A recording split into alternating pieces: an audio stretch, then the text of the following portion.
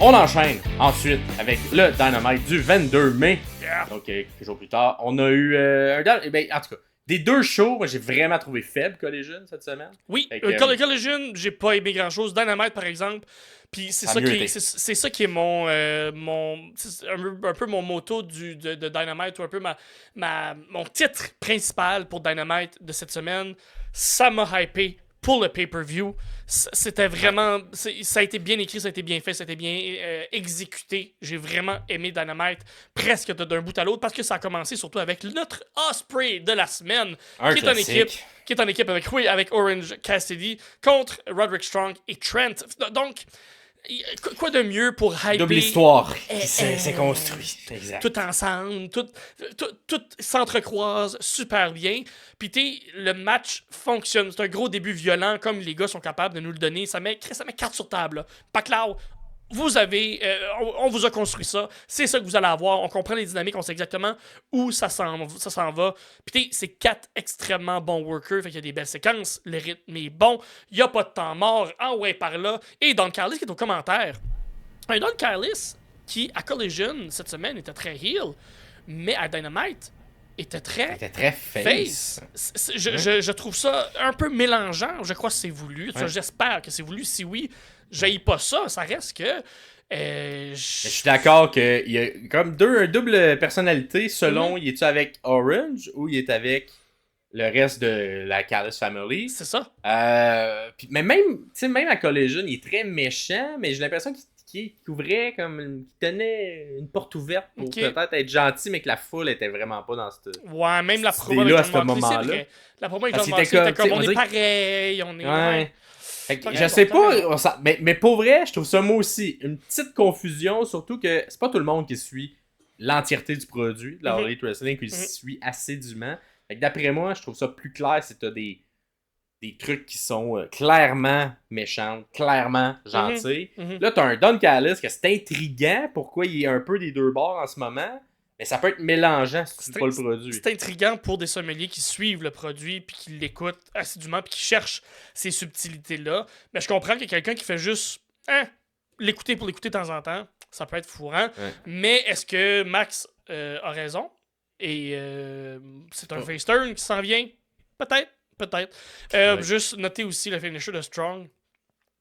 Je sais pas, physiquement, comme la métaphysique autour de ce que deux humains peuvent faire, le finisher de Strong, à chaque fois, il me surprend. Je trouve ça violent, puis on s'entend là, que ce soit Orange Cassidy ou que ce soit Will Ospreay qui prend ces deux lutteurs qui sont capables de bumper ce genre de finisher-là. Là. On s'entend ce genre de backbreaker. C'est un peu le même move que le lumbar check de Cedric Alexander. Ah, si, j'ai vu un clip. C'est Candice LeRae qui mange le lumbar check sur les Indies. Elle revole le Chris qu'avant bien. Excusez, je viens d'avoir vraiment, j'ai l'image dans ma tête. Là. Allez trouver ça, allez voir ça. Je te l'enverrai.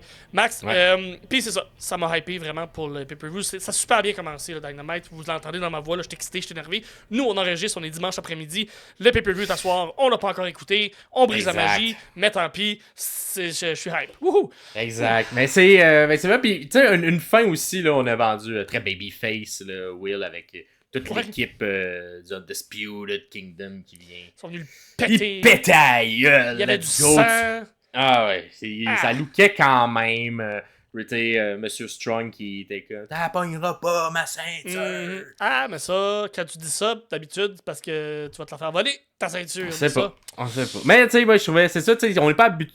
On l'a pas vu souvent encore, Ospreay saigner. Fait que moi je trouvais que le sang rajoutait quelque chose à ce moment-là. C'est ça, là, ça rajoute quelque chose. Je suis d'accord. C'est pas dans son style de souvent faire.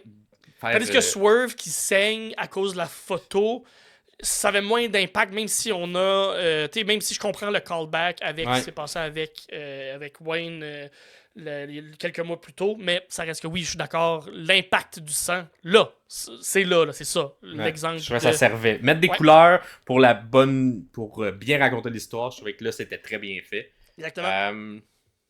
Par la suite, il y a d'autres choses qu'on a aimées. Dynamite là, ça arrête pas là.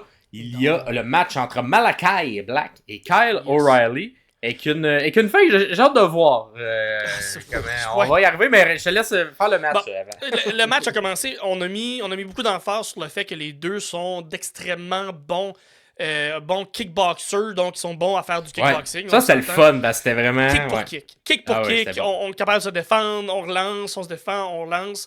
Il y a eu un gros jumping knee de la part de Black, direct dans la face de Kyle, qui l'a comme fait tomber en dehors des cordes, puis comme tomber en dehors du ring, et on a été très WWE à ce moment-là, parce qu'on est parti à la pause. Et dès qu'on revient de la pause, on est passé comme à un autre stade dans le match, et on est rendu très très technique, puis j'ai vraiment aimé ça, un peu, on change de rythme. Ok, ça on est égal, kickboxing, parfait, ben on va essayer autre chose, là on s'en va plus, quelque chose de technical, et la troisième tiers plutôt, c'était vraiment lutte pour lutte, où on mélangeait de kickboxing, on mélangeait du technical, et c'est Black qui finit par avoir la victoire grâce à son anciennement Black Mask, je me souviens plus, je pense que c'est Dead End ou quelque chose comme ça, son genre de Roadhouse kick. Roadhouse! Et super kick sur le côté. Ouais, exactement. Donc, moi, j'ai bien aimé tout dans la portion des kicks, là, le fait qu'on bloquait des kicks avec des kicks. Ouais. Ça, là, je trouve, en tout cas, j'aime ça quand ils mettent ça en lutte. Genre, boum, je te bloque avec mon genou, puis pendant que tu me kicks dessus. Je trouvais ça impressionnant à faire. Mais oui, belle intensité. On s'entend que c'est ça. On dirait que Kyle, en ce moment, je le trouve un tantinet pris à travers le reste de la carte. Comme des fois, ça arrive souvent aux nouveaux lutteurs qui arrivent à WWE. Ils ont comme un début de run très, très rapide, là, où ils s'en allent rapidement vers une ceinture. Puis là, les comme, mettons, de leur semaine 3 à 15, ils sont pris dans le marasme de toutes les autres histoires. Fait que j'ai l'impression que Kyle, en ce moment, il est un peu dans ça. Il mériterait mieux, selon moi. Ils sont toujours des bons matchs. Il est constant. Moi, moi c'est un de mes préférés, là, vous le savez. Là. Fait que peu importe, je le trouve bon. Je le trouve... Il raconte bien les histoires dans la lutte, mais ces histoires dans l'histoire qu'il racontait en dehors des matchs, des fois, c'est un peu plus pouette-pouette. Faut noter que Kyle O'Reilly, c'est un lutteur indie. Il a été indie dans les indies toute sa vie. Dans les indies, tu racontes des histoires le jour même, devant un public, au travers souvent du match qui est raconté. Fait que de créer des histoires en vignette, de créer des histoires un peu en dehors.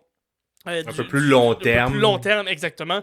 Je pense que c'est pas l'instinct qui est là. Avant tout, ils l'ont très très bien fait quand il était avec Undisputed Era à NXT, mais il était avec Adam Cole qui est un génie du storytelling à long terme, donc c'est pas Kyle qui avait toutes les décisions à prendre. Par contre, moi je le trouve toujours très très très constant, puis encore une fois, ça m'a hypé pour l'histoire, parce qu'à la fin du match, je pense que on est rendu à ce point-là dans notre analyse, les lumières diment un peu, mais on garde... on regarde l'attention sur le ring. Et t'as un Malakai Black qui est en plein milieu du ring qui comprend comme pas ce qui se passe. En fait, il me semble il y a-tu une vidéo qui part avec monsieur... non, ou c'est juste Black? C'est juste après. C'est après. C'est après. Fait que là, on est comme, hey, qu'est-ce qui se passe? Tous ses pouvoirs à lui, mais là, il comprend pas. Fait que là, il sait, c'est pas mes pouvoirs à moi. Moi, je décide quand toutes les lumières ferment, j'ai un contrôle là-dessus. Puis moi, quand il ferme au complet, pas juste un peu, puis on me voit dans le ring, comme, moi, je suis meilleur que ça. Et comment décrire ce qu'on voit à la télé sans être trop... quelqu'un... Ben, c'est ça. C'est du sang qui coule dessus. J'allais pour te donner une autre image, mais je le ferai pas parce que c'est dégueulasse. Un peu à la... si vous avez écouté à l'époque, la DX avec la genre de glu peinture verte là, qui était tombée... C'est la même chose, mais là, vraiment une texture de sang un peu... un peu gouillis, bouette... Ouais, un peu bouette, là. Tu sais, pas juste du rouge, là. Du genre du rouge, mais de la texture dans le rouge. Un peu de texture. Un peu dégueu. En fait, et boum, direct dessus, en plus, il était bien placé. C'est calqué sur l'angle de Sting contre Vampiro à la WCW, qui était un First Blood match qui allait être annoncé là, après. Et je pense que c'est Vampiro qui se fait là, envahir, ou Sting qui se fait envahir de sang comme ça sur le ring. Donc c'est calqué, ça a été cherché, cette idée-là de la WCW dans le temps. Et ça a complètement désarçonné. Ben oui, on a rarement vu un Black aussi vulnérable, on pourrait dire. Qui semblait, tu sais, il patauge vraiment dans la mort de sang, essaie de se relever. Tu sais, pas trop comédie, là, quand même, rester de manière il est pas en mode je tombe puis je retombe puis Ouais, je c'est retombe. ça, là.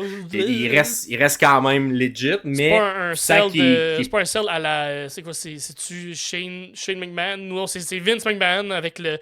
la bière là, qui essaye de nager. Ah ouais, c'est là, ça. C'est pas ce genre de sell-là. Là. Non, c'est plus réel, mais quand même, ça montrait bien. Et là, t'as jamais un Adam Copeland qui arrive et là, qui reprend un genre de look qu'il avait quand il était dans son clan de vampires. Mm-hmm. J'étais comme, oh, il a ramené ses pouvoirs, des petites dents, tout D'un ça. pointu. Ouais, fait que là, Belle intensité. ok, mais... Fait que là, en tout cas, je pense que ça va être... les deux, ils vont mettre leurs pouvoirs. Ça va être pouvoir contre pouvoir. Non, on l'a pas encore vu, vous l'avez vu. Est-ce qu'il y a eu des séquences avec des forces surnaturelles dans ce match-là? On sait pas. Mais c'est ce qu'on nous vend dans la construction de ce match-là. Les deux, ils ont des pouvoirs. Et on sait pas ce qu'ils peuvent faire ils vont être dans une cage avec des barbelés. Là, comme il y a quelqu'un qui va juste transformer les barbelés en serpents. L'apocalypse va arriver. C'est ça qui va se passer. Mais encore une fois, c'est mon titre de la semaine pour Dynamite. Ça m'a hypé pour le pay-per-view. Ça a marché, ils ont réussi. Je sais pas, l'équipe technique devait être en tabarnak de ramasser ça, mais ça reste que ça a fonctionné. Pour moi, ça a fonctionné. Je sais pas, laissez-nous savoir dans les commentaires si pour vous, cet angle-là vous a réjoui ou vous a dégoûté, mais moi ça a fonctionné. Ça a fonctionné. Ouais.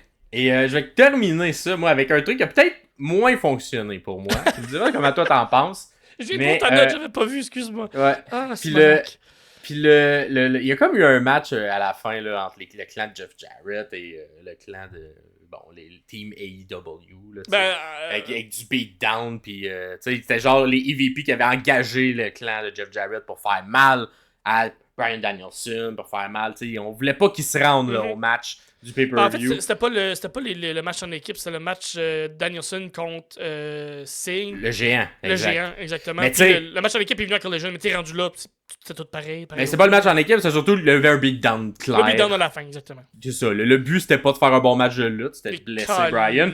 Et ça l'avait été amené de cette manière-là. À noter que Danielson a quand même réussi à bien faire paraître un gars qui a lutté 4 fois dans sa vie puis qui est pas très mobile. Là. Faut le faire pareil, on va y donner. Mais oui, je suis d'accord. Et à la fin, c'est ça. Tout le EVP arrive, on détruit Bryan. Et là, qui vient faire le sauvetage? Il arrive comment pis avec qui en plus? Ouais, Darby Allin, il arrive avec un flamethrower. Et là, moi, ça, là, je comprends, qui est faible, là.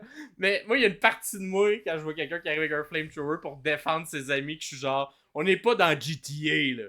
On n'est pas genre, il va, tu sais, genre, moi, on dirait, ma version que je ferais, on dirait, je ridiculiserais un peu ça, puis genre, tu sais, j'amènerais les Young Bucks devant, fait, ah ouais. Shoot-moi avec ton flamethrower. C'est tellement trop gros que je suis genre. Tu peux pas amener ça comme une arme là, tu sais, dans la lutte. Là, parce que ça arrivera jamais que tu vas comme tirer du flamethrower. Fait que ça, j'étais genre, ça va Tony Khan ou ça va? Je sais pas qui a pris cette décision-là, mais de faire un sauvetage à coup de flamethrower. Mais ça doit être Tony Khan parce que c'est lui qui était c'est lui qui conduisait le truck qui a apporté Darby Allin, il y a un fist bump de données. Fait que ah mon dieu, je suis d'accord, j'ai trouvé ça too much. Je suis d'accord. Et ce que j'aime pas non plus de tout ce truc-là, c'est qu'il y a vraiment un gros beatdown de Bryan et il y a comme il vend pas vraiment. Fait que je trouve que ça vient un peu. Tu sais, moi j'aurais fini le show sur Bryan mort puis triomphant. J'aurais tout enlevé la portion, le sauvetage. Tu sais, je trouvais que ça finissait mieux de faire que les EVP finissent le Dynamite en top plutôt que de ramener un sauvetage, ramener Tony. Tu sais, j'étais comme. On dirait que ça a toute défaite ce qu'il venait de construire. Je suis quand même d'accord. L'image de la fin, c'était weird d'avoir un flamethrower tiré dans les airs. Ça a peut-être fait des belles photos, mais au niveau logique de lutte, on s'entend là. C'est dangereux là. Ben, tu sais, j'accepte que, mettons, Malakai Black ait des pouvoirs, puis ferme les lumières, puis apparaisse, puis que Edge, il drop du sang sur quelqu'un. Fine, mais tu m'aideras pas à me faire convaincre qu'on va pouvoir avoir un spot d'un shot de flamethrower sur quelqu'un.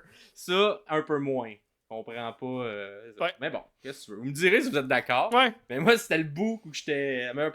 Ça m'a sorti. Ça m'a amené dans ma tête. J'ai fait, c'est bizarre ce qui se passe.